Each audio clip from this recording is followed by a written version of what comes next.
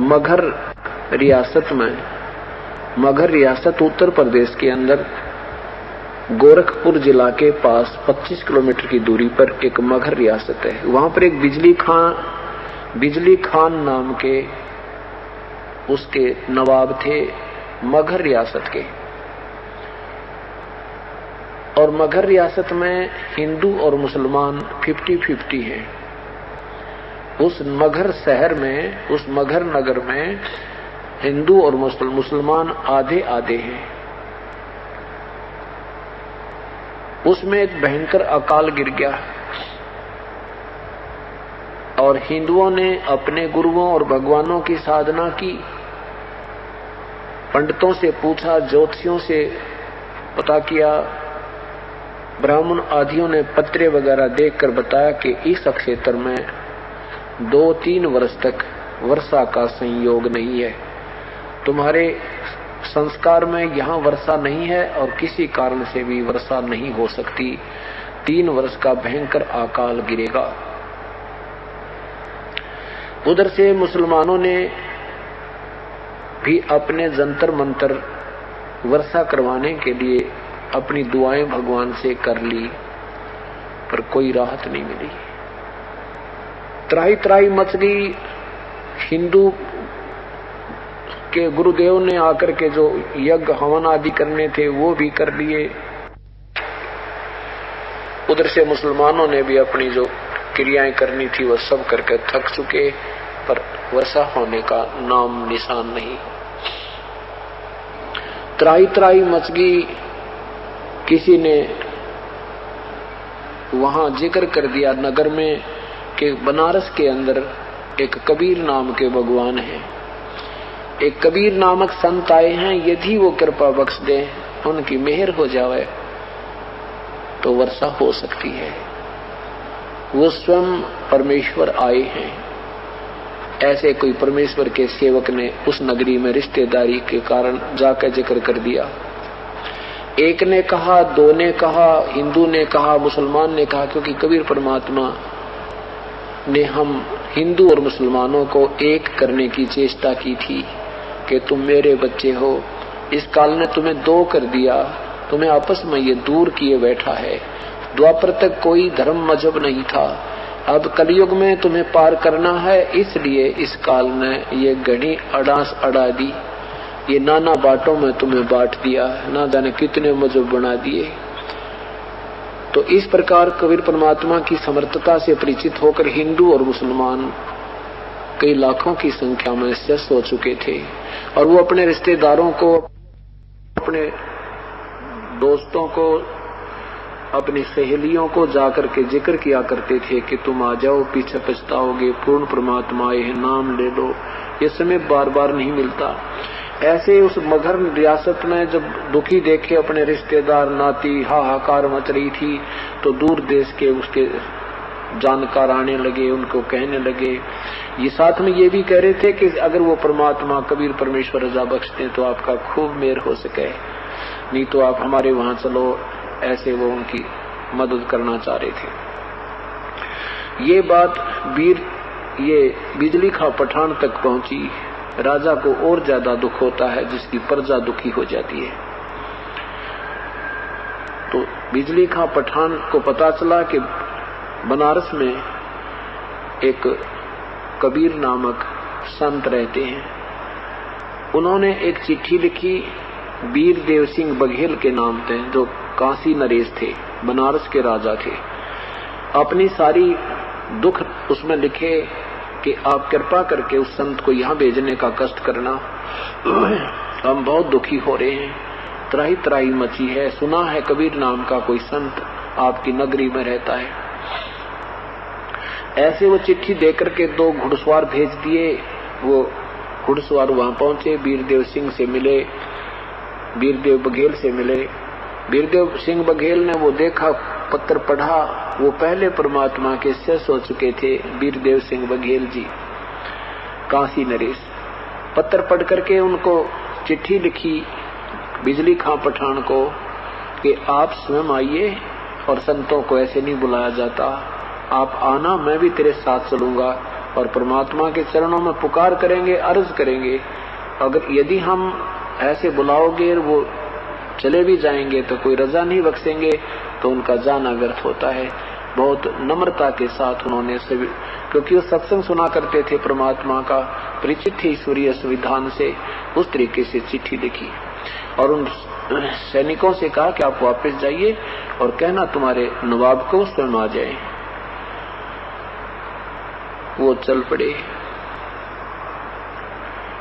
तो उन सैनिकों ने नगरी में जिक्र किया कि यहाँ कोई कबीर नाम का संत रहता है, वो कैसा है, क्या शक्ति है। ऐसी कृपा हुई परमात्मा की, प्यारे संत ही भगत ही मिल गए उनको। कहने लगे भाई सैनिकों, भगवान आए हैं और ये तो भाई जो चाहे सो कर सकते हैं, अगर तुम्हारे पर करवाया जावत है। ऐसे जिससे मिला वही नो के वही परमात्मा है, इनकी महिमा गा ही नहीं सकते, ये तो बड़े समर्थ शक्ति है। तो वो दोनों सैनिक वापस पहुंचे, पत्र दिया। बिजली खां पठान ने वो पत्र पढ़ा, वीरदेव सिंह बघेल नरेश का। तो सैनिकों से पूछा कि तुमने कोई पता किया हो वो क्या शक्ति है, किसी से पूछा हो उनमें कोई शक्ति है, कैसे महापुरुष हैं।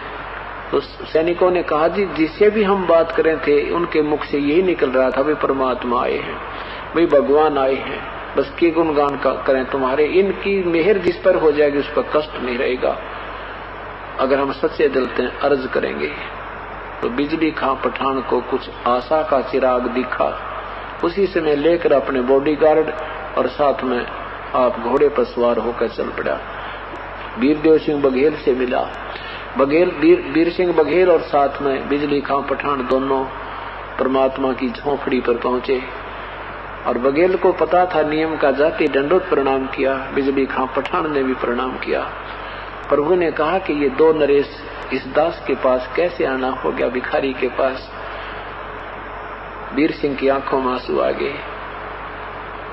कहने लगे परवरदिगार, आपके बच्चे आए हैं, कुछ आपके सामने अर्ज करने आए हैं। वीर सिंह परिचित था कि परमात्मा हम सभी को चाहते हैं, ये वो परमेश्वर हैं जो हमें एक करना चाहते हैं और इसके लिए इनके लिए कोई दो नहीं है। तो बिजली खां पठान से कहा कि पठान अपनी सारी समस्या कह दे भगवान को। तो बिजली खां पठान ने कहा कि हे परवरदिगार, मैं बिजली खां पठान मगर नवाब का, मगर देश का, रियासत का नवाब हूँ और हमारे वहाँ बहुत भयंकर अकाल गिर गया है, त्राही त्राही मचकी है मालिक, आप मेहर कर दो अपने बच्चों पर, कुछ वर्षा हो जाए। ऐसे प्रेम भरे शब्द सुनकर परमात्मा प्रसन्न हुए। कहते हैं साधु भूखा भाव का, धन का भूखा ना, अर्जा कोई धन का भूखा है वो साधु भी कोई ना। बिजली परमात्मा ने कहा भी ठीक है, मैं चलता हूँ। बिजली खां पठान ने एक घोड़े पर भगवान को बैठाया और साथ में चल पड़े। एक और उसके साथ घुड़सवार, एक घोड़े पर बैठा, साथ में घोड़ा हाँकने वाला एक और साथ ले लिया और अब वापस आ गए। रास्ते में जब आ रहे थे तो गोरखनाथ जी, क्योंकि गोरख जो टीला है वहां से जो गोरखपुर नाम है गोरखनाथ जी की, वहां तपस्या स्थल है, तपस्या स्थली है।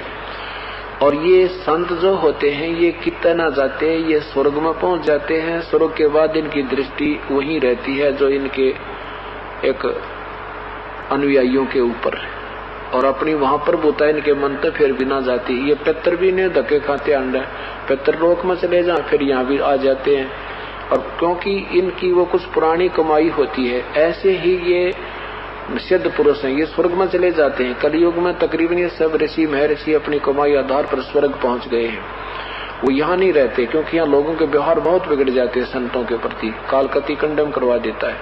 और ये फिर भी उस तरफ में वापस आते हैं, और आने और जाने में जो सिद्धि से आते जाते हैं इनकी कमाई भी खत्म होती है, लेकिन इनके बस की बात कोई ना हुआ, प्रभुता छूटती नहीं। गोरखनाथ जी वहां आकर के मगर रियासत से थोड़ी सी, मगर उस स्थान से, उस नगर से 1.5 किलोमीटर की दूरी पर आकर एक छोटी सी तलैया थी, छोटा सा जोड़ी सी गांवों में खेतों में लेट होया कर एक छोटी सी तलैया थी।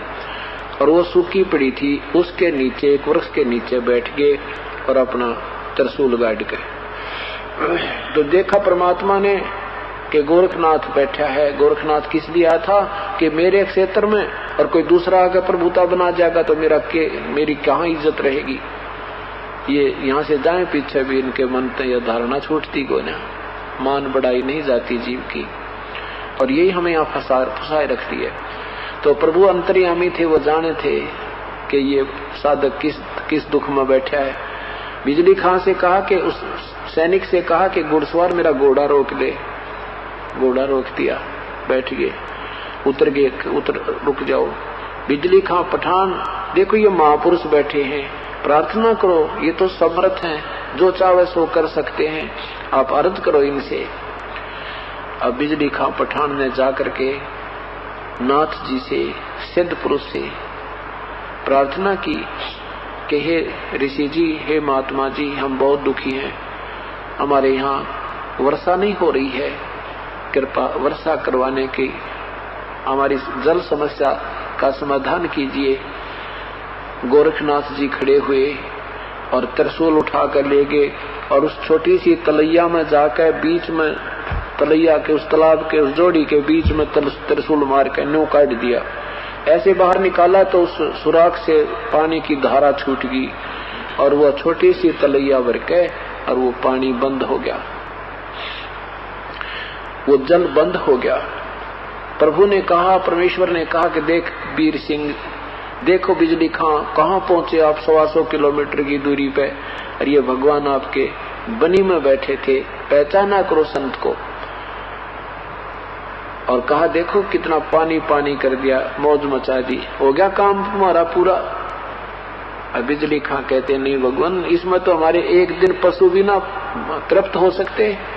नहीं प्रभु, वर्षा हुआ जब बात पड़े, कहा कि और अर्ज करो, वर्षा करवा देते। परमात्मा कहते हैं कि अर्ज करो इन महापुरुष से, वर्षा करवा दे।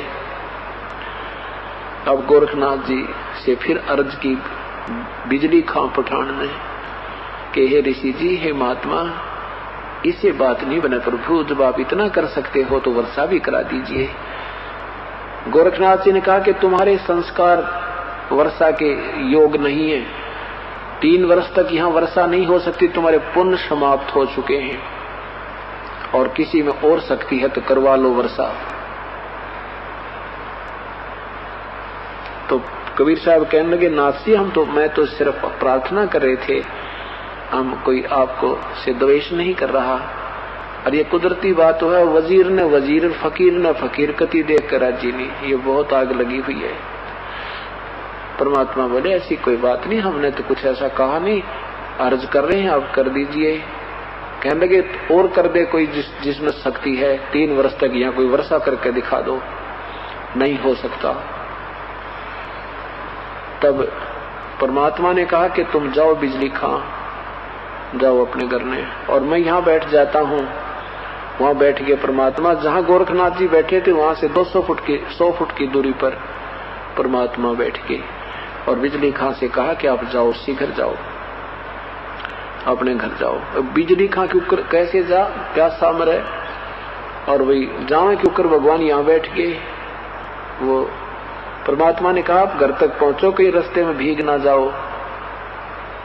अब संत की बात मान के कहने लगे मैं यही हूँ और 3 दिन यही रहूंगा, चिंता मत करना, और जैसे उसकी कृपा होगी प्रभु की वो कर देंगे, हम तो भाई उनके मजदूर हैं, अर्ज करेंगे अगर सुन ली तो। अब बिजली सच्चा साधु संत जी बैठे हैं, साधना करेंगे, ऐसे बैठ गए लोग दिखावा करके, अब ध्यान लगावे हैं, धुन ला रहे हैं भगवान में। अब बिजली खां पठान और वह सैनिक गांव में नहीं पहुंचे, उस नगर में 1 किलोमीटर की 1.5 किलोमीटर दूरी, ये दास देख कर उस स्थल को वहां तक पहुंचे नहीं थे, इतनी जोर की घटा उमड़ के आएगी और रिमझिम बारिश मूसलाधार बरसन लाएगी। बोलो सतगुरुदेव की जय। भर दिए सारे तालाब, ठोक दिए, वर्षा ने कति मौज मचा दी। और फिर तो सारा ही गांव उठ के आ गया। नगर में सैनिकों ने जाकर बताया भाई भगवान आए हैं। वो वर्षा रुकी 2-3 घंटा में था, फिर सारा ही गांव उमड़ कर उठ कर आ गया और गोरखनाथ जी दसू मंत्र हो गया। अब सारे ही नगरी उठकर आगे के भगवान आए हैं, उन्होंने वर्षा करवाई है। क्यों पता लग रहा था बिजली खां पठान गए हैं किसी संत को लेने के लिए, और सारे के सारे बच्चों समेत आगे वहां पर चरणों में गिर गए, दंडवत प्रणाम करें। आसपास के क्षेत्र के लोग भी इकट्ठे होने लगे। तब परमात्मा ने कहा भी एक बात बताओ, तुम कौन राम का जपते जापम तात कटे न यतीनु तापम।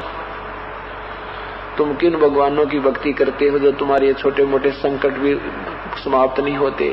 तुम्हारे संस्कार में हो तो बारिश हो जाती है, नहीं है तो मरो भूखे, काल पड़ो, भूकंप आओ, कित बिजली गिरो। तुम ये साधना गलत कर रहे हो, तुम ये साधना ठीक नहीं है। तुम्हें पूर्ण परमात्मा की साधना नहीं मिली है, इसलिए तुम भूखे के भूखे हो, साधना प्रयत्न कर भी रहे हो और फिर कंगाल के कंगाल हो।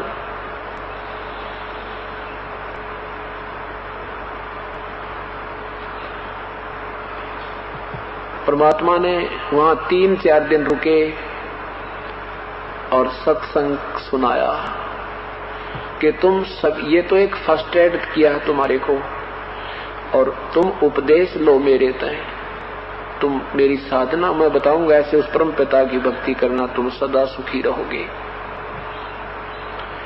उन पंडितों से पूछा कि तुमने सब भगवानों की पूजाएं कर ली थी, तुम्हारे वो पत्रे कहाँ हैं, उन पत्रों में देखो। वो बोले जी हमने सारे देख लिए, 3 वर्ष तक यहाँ भगवान वर्षा का कोई योग नहीं था, तो ये वर्षा कहाँ से होगी भाई, आपकी महिमा आप ही जानो प्रभु। परमात्मा कहते हैं मैं उस परमेश्वर की भक्ति बताने आया हूँ जो गीता जी में 18वें अध्याय के 62वें श्लोक में लिखा है।